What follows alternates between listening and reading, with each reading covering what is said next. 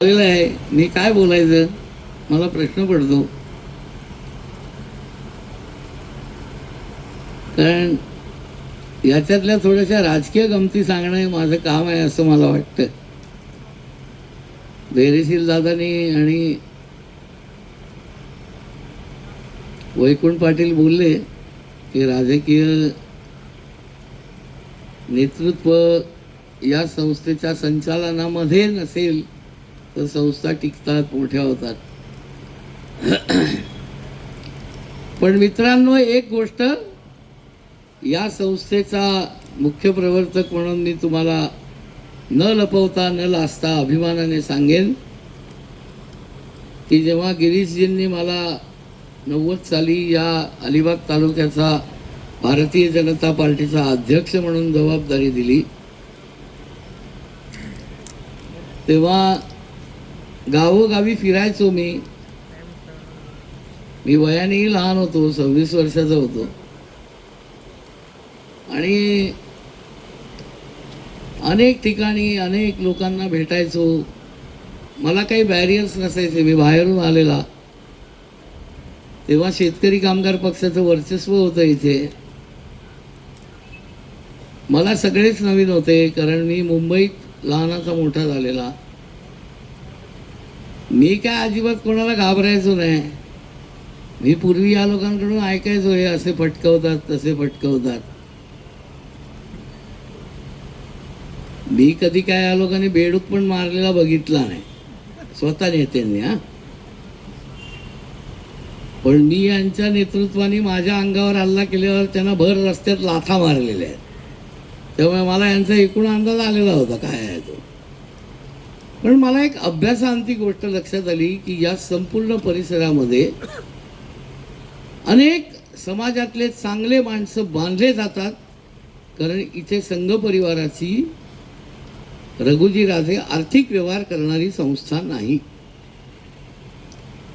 म्हणायला संघाच्या कार्यकर्त्यांच्या मतदानाचा उपयोग करून काम करायला एक रेवदंडा अर्बन बँक होती.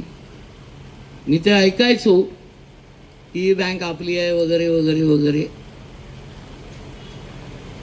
पण कुठल्या राजकीय कार्यक्रमाला वामनरावांना बोलवलं की वामनरावांना नेमकी काहीतरी अर्जंट कुठेतरी सभा असायची समाजाची.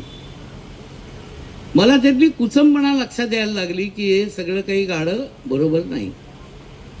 त्यामुळे प्रकटपणाने संघ परिवाराचं राजकीय व्यासपीठ असणारी भारतीय जनता पार्टी आणि तिचा संघटन विस्तार याकरता मूळ उद्देश डोक्यात ठेवून काम करणारी एखादी संस्था निर्माण व्हावी, ही प्रेरणा मला तेव्हाचे प्रदेशाध्यक्ष भारतीय जनता पार्टीचे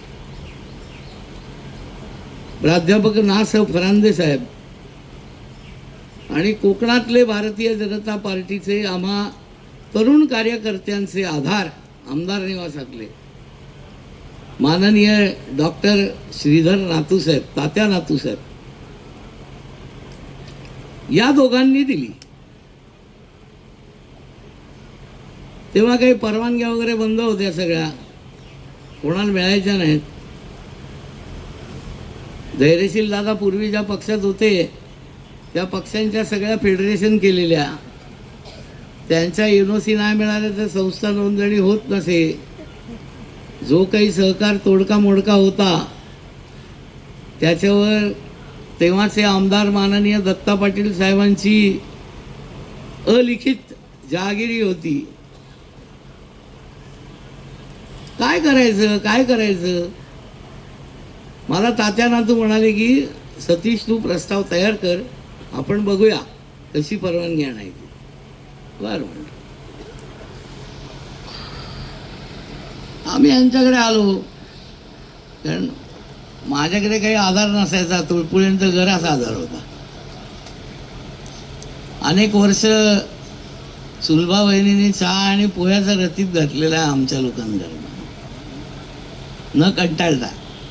ते यांना नंतर ऐकायला लागलं असेल बरं, पण नाही असं देऊ. मी गंमत केली थोडी. तेवढे 4 लोक हसले, लोक एकदम गंभीर होऊन ऐकायला लागले. तर मग तुळपुळे साहेब आहेत, तुळपुळे साहेब छाप तर नंदू चाळके काटा. कळलं की नाही? मला एकदम पहिलं, मी तसा माणसं ओळखण्यात हुशार माणूस आहे पहिल्यापासून, दाखवत नाही मी. नंतर एक आपले प्राध्यापक उदय जोशी सर आणि महेश देशमुख, आणि एक आपण नवीन नवीन प्रयोगाला उतरवलेला कार्यकर्ता प्रकाश गोपाळ काठे, नवीनच आला होता भाजपमध्ये, तो एक.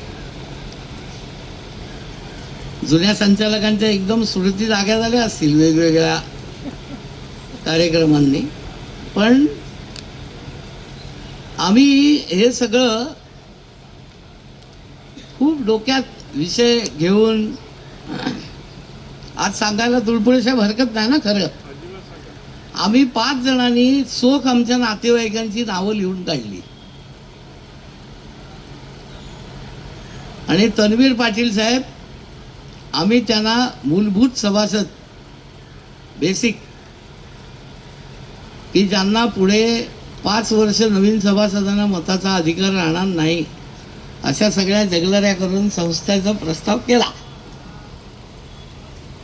आणि तात्याला दाखवला. तात्या बोलले चालेल, उद्या आपण, शिवाजीराव देशमुख मंत्री होते,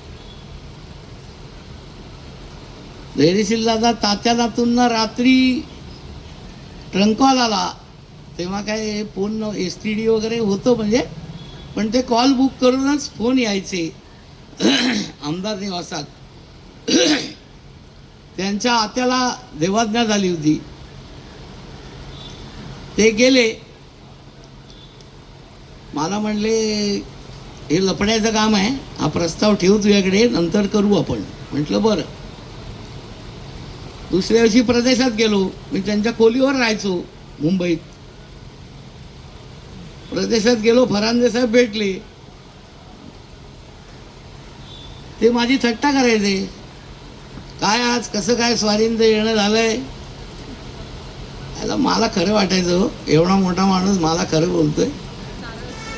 मी लगेच सांगायचो त्याला, असं आहे तसं आहे, सांगितलं.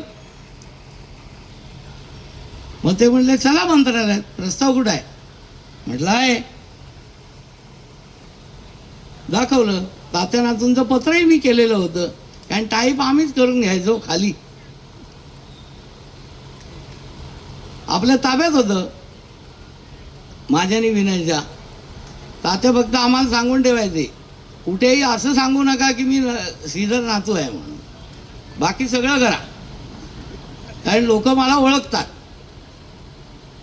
तर पत्र दाखवलं सगळं, ते म्हणले चला. तेव्हा काही मोबाईल करून मंत्री महोदय मी येतोय, तुम्ही आहात का, किंवा थांबा, अशी पद्धती नव्हती.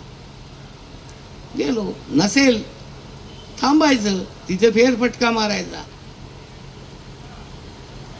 फरांदे साहेबांना बोललो, साहेब बोललो बघा हो, गुढीपाडवा जवळ येतोय, आम्हाला काय पण करून उद्घाटन करायचं आहे. ते बोलले डन, हरकत नाही, आज पकडूच शिवाजीरावला. आम्ही गेलो आणि शिवाजीराव समोर लिफ्टमध्ये, वरती 4थ्या मजल्यावर पोचलो, तर बाहेरच उभे सगळे. त्यांचं झालं नमस्कार चमत्कार, शेवटी पार्टीचे अध्यक्ष होते. ते बोलले शिवाजीराव काम आहे, 1-2 मिनिटं चला. नाही बोलले काय आहे? ते बोलले खास बाब परवानगी आहे. कसली, कुठे? अलिबाग. ठीक आहे बोलले. त्यांना पण लक्षात आलं काँग्रेसचं काय वाकडं होत नाही नाईक साहेब, बरोबर ना, कारण इथेच एका पक्षच. त्यांना पण वाटलं असेल पाहुण्याच्या काठीने होते तर हो द्या. त्याने ते प्रस्ताव असा फोल्ड केला हातावर आणि असं लिहून दिलं तिथेच, आणि त्यांच्या PA ला सांगितलं, फक्त सही केली आणि ते बोलले खासबाबची ऑर्डर देऊन टाका, फरांदे साहेबांचा परत फोन नाही येता का. मला अजूनही सगळं स्वप्नवत वाटतं, पण ते डेप्टी सेक्रेटरी 10 होते, त्यांनी मला 2 तासात ती ऑर्डर तयार करून दिली. मी आपलं माझ्या बुद्धीने त्यांना विचारलं होतं, सम्राटला जेवायला जाऊया का वगैरे. ते आपली काय तेव्हा पैसे काय अवकात नव्हती ना एवढी, बारीक सारीक. ती ऑर्डर आणली आणि मित्रांनो, मी तुम्हाला ठामपणाने, कारण मी ते डेअरिंगच केलेलं होतं धैर्यशील दादा, दुसऱ्या दिवशी सकाळी 7:30 वाजता माननीय दत्ता पाटील साहेबांना पहिली ऑर्डर दाखवली, तुळपुळे साहेबांना न दाखवता. कारण ते असं म्हणले होते की बघतो कोण तुला ऑर्डर देत होते, म्हणून त्यांनाच दाखवली.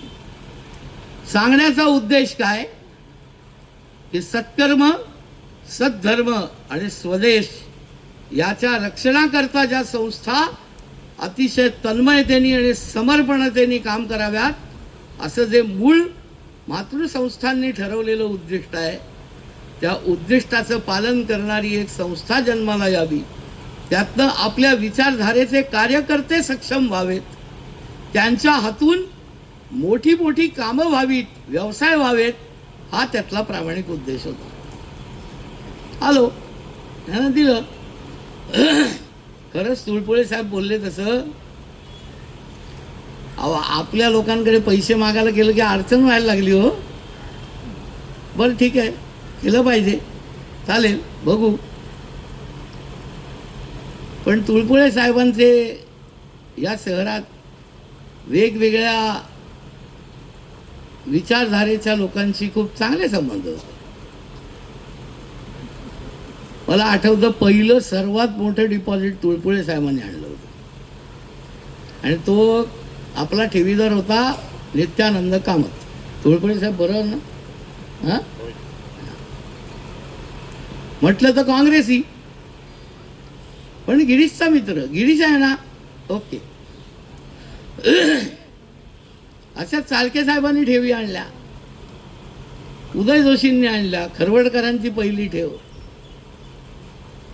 कदाचित त्यांचे त्यांनी खरवडकरांच्या नावाने ठेवले असते. पण असं करत करत करत करत मी ठेवी जमवणारा सर्वात छोटा बिडू. तेव्हा मी पहिली मोठी ठेव आणली ती उमेश धात्रकची, 10,000 रुपये. मला काय वाटलं त्या आईला मी काय आणलं आणि काय नाही, पण एक पॅशन होतं मित्रांनो. ही संस्था निर्माण करण्यात एक पॅशन होतं की कुरुळच्या गेटवर लहान माणूस जो सायकलचं दुकान उघडून बसलाय, त्याला 10,000 रुपयाचं कर्ज मागायला अर्बन बँकेच्या खेट्या घालायला लागत होत्या आणि पुढाऱ्यांचे पाय धरायला लागत होते. त्या गुलामगिरीतून मुक्ततेची दिशा धैर्यशील दादा या कमळ संस्थेने दिलेली आहे. स्थापन करताना आणि पुढे चालवताना पक्ष, पंथ, विचार, धर्म याचा कुठलाही भेदभाव कमळच्या संचालकांनी मानला नाही. आणि सुरुवातीला आम्ही थोडेसे घाबरत होतो, कारण तन्वीर पाटील साहेब उद्या 500 लोक तुमच्याकडे आले आणि सहकारातल्या नियमाप्रमाणे संस्था सभासदत्व नाकारते, तुम्ही आम्हाला ओके करा, आणि तुम्ही ओके केलं की आम्ही मेलो ना, बरोबर की नाही? बरं, तेव्हा जे लोखंडे होते DDR, ते मला कम्युनिस्ट विचाराची पुस्तकं वाचायला द्यायची. काय माझ्या बरंच चूक. मी आपला ते आरवी पाटील होते इथे, त्यांच्याकडनं माहिती घ्यायचो, काळं मटण आवडतं का लाल आवडतं.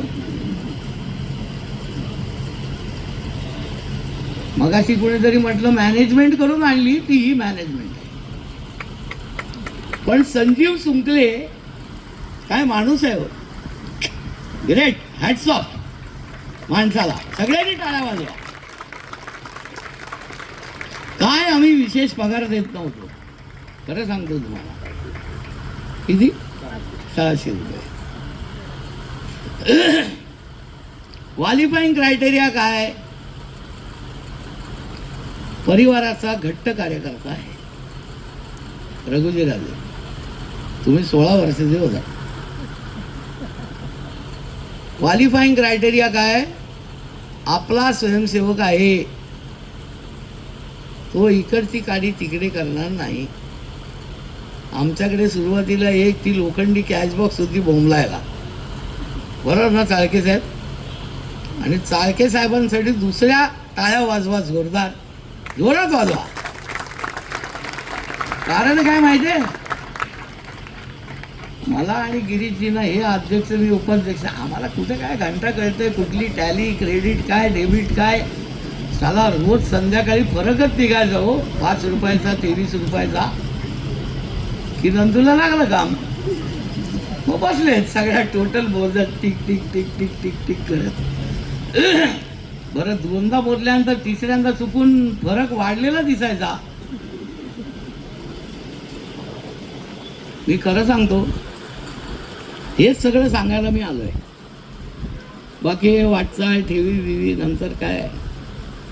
फरांदे सरांनी त्यांच्या भाषणात एक वाक्य वापरलं होतं, तन्वीर पाटील सर, की पतसंस्थेची डेफिनेशन काय असायला हवी, व्याख्या. तर ज्याची पत नाही त्याची पत निर्माण करणारी संस्था म्हणजे पतसंस्था. ज्याची पत आहे ना त्याला कुठली पण नॅशनलाइज बँक पण पैसे येते हो, चाप असतात, बोलतात या तुम्ही हे मॉर्गेज देताय का, येस येस वेलकम, तुम्हाला हे बरं या स्कीममध्ये देतो. पण ज्याच्याकडे काही नाही, त्याच्या मनातल्या आत्मशक्तीवर, इच्छाशक्तीवर, महत्वाकांक्षेवर आणि माणूस ओळखून त्याच्याशी व्यवहार करणारी जी संस्था, ती पतसंस्था. आणि त्या संस्थेचं उद्दिष्ट आणि कर्तव्य हे तुळपुळेंच्या नेतृत्वाखाली, उदय जोशींच्या नेतृत्वाखाली, साळके साहेबांच्या नेतृत्वाखाली, महेश देशमुखच्या नेतृत्वाखाली या मंडळींनी 10 वर्ष इतकं अथक पार पाडलं की नंतर पैशाला पैसा जोडत जातो, तशी ही संस्था मोठी व्हायला लागली.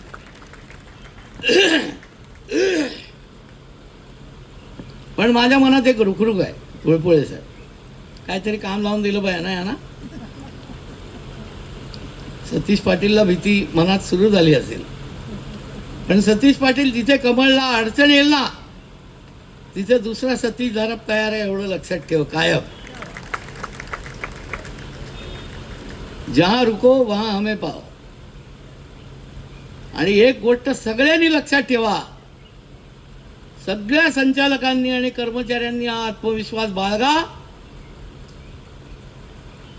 की 200 देश परिवर्तनाची सत्ता पूर्ण ताब्यात घेण्याची महत्वाकांक्षा आणि जिद्द आणि ते उद्दिष्ट सफल करण्याची धारणा बाळगून जी भारतीय जनता पार्टी देशात काम करते, त्या भारतीय जनता पार्टीच्या नेतृत्वाचं अख्खं सरकार या कमळ नागरीच्या मागे आहे, एवढं पक्क ध्यानात ठेवा.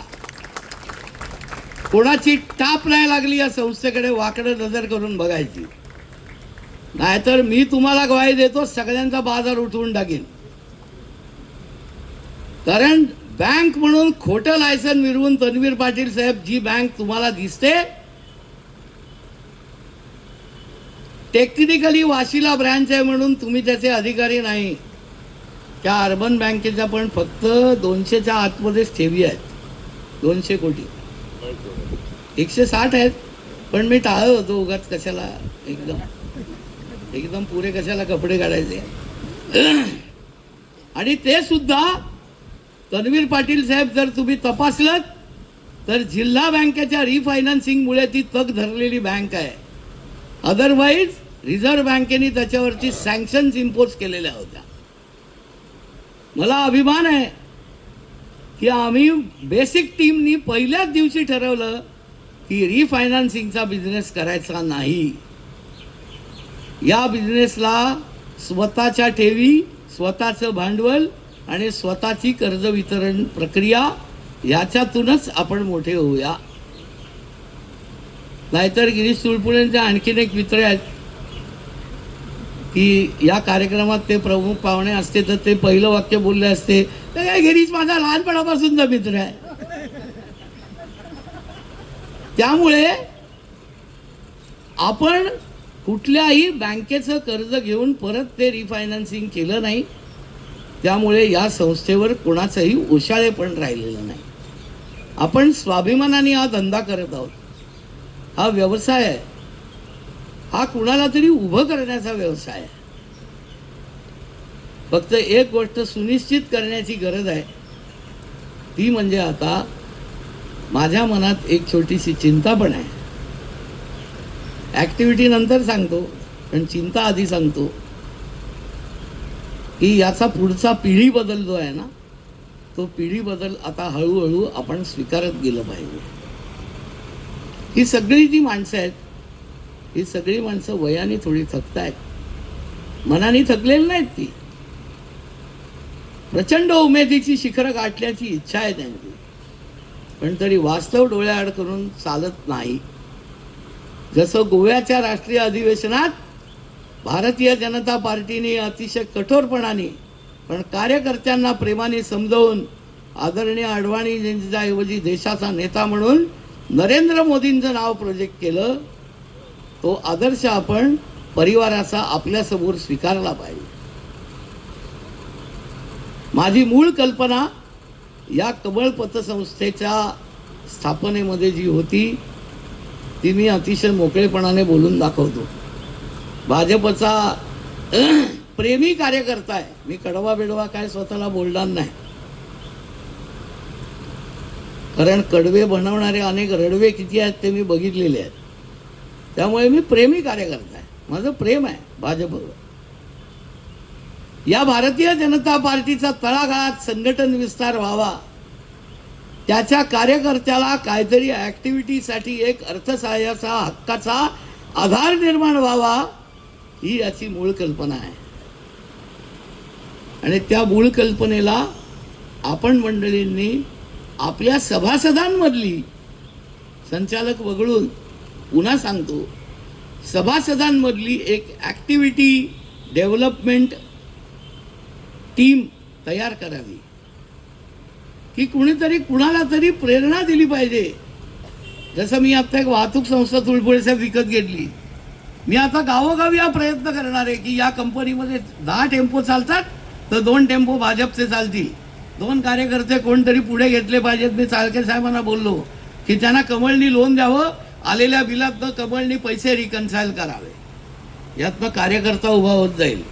ॲक्टिव्हिटीवर आपल्या संघ परिवाराची राजे पकड निर्माण होईल. आणि त्याकरता फक्त भाजप नाही तर आपल्या अन्यान्य क्षेत्रात काम करणाऱ्या सर्व संस्थांमधल्या कार्यकर्त्यांनी, भगिनींनी पुढे आलं पाहिजे. आणि या कर्ज वितरणाचा, ठेवी संकलनाचा जो काही अख्खा महामेरू आपल्याला डोक्यावर घेऊन तुळपुळेंनी इच्छा व्यक्त केलेली आहे की 5,000 कोटीचा व्यवसाय आम्ही करू, त्याच्याकरता हे मोदींचं शिकलंय हो, $5 ट्रिलियन. तसे 5,000 कोटी बोलले आहेत. आपली जबाबदारी आहे. आपल्या सगळ्यांवरती दगड ठेवून भाषण संपवलं त्यांनी. आता मी त्यांच्या डोक्यावर एक दगड ठेवून संपवतो. कळलं की नाही का? आमची जुनी गॉटपॅन्ट आहे.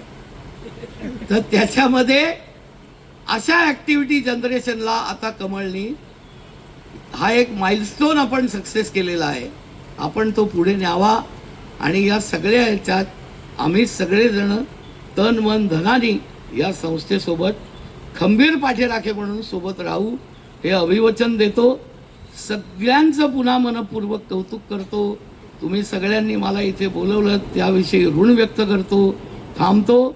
जय हिंद, जय महाराष्ट्र, जय श्रीराम.